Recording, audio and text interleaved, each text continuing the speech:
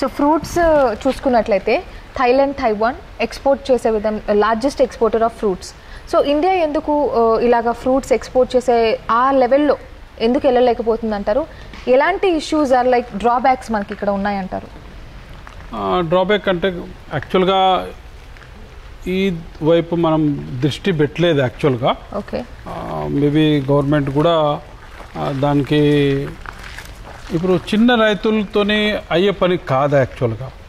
ఎప్పుడైతే గవర్నమెంట్ దానికి full ఫ్లెజ్ support చేయరు, కొత్త వెరైటీస్ ఇంట్రడ్యూస్ చేయటం కానివ్వండి, లేదంటే కొత్త దాంట్లో అయ్యే కాస్ట్ అవన్నీ కొంచెం గవర్నమెంట్ వైపు నుంచి హెల్ప్ కాకపోతే ఇది పైకి వచ్చే కాదు అది.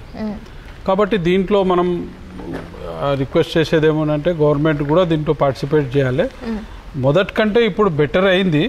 పర్టికులర్గా మనకు కొన్ని స్టేట్స్లో దీంట్లో పని జరుగుతుంది ఇప్పుడు. యాక్చువల్గా ఇప్పుడు చూడండి, తెలంగాణలో కూడా ఇప్పుడు డ్రాగన్ ఫ్రూట్ ఇక్కడ ఇంతకుముందు పండించేది కాదు, మొత్తం థాయిలాండ్ నుంచే వచ్చేది.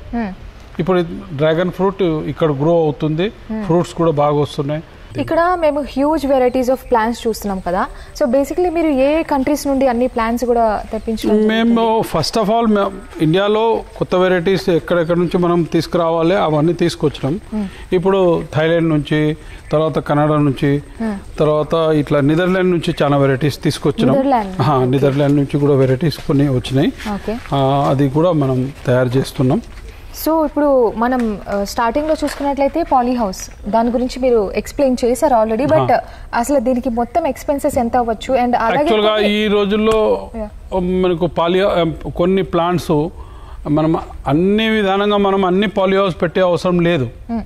దేనికి అవసరం ఉంది, ఏదైతే వర్షాలు ఎక్కువ పడి కుళ్ళిపోతాయి మొక్కలు, ఆ టైప్ మొక్కలకి మనం పాలీ హౌస్ లోపల పెట్టాలి.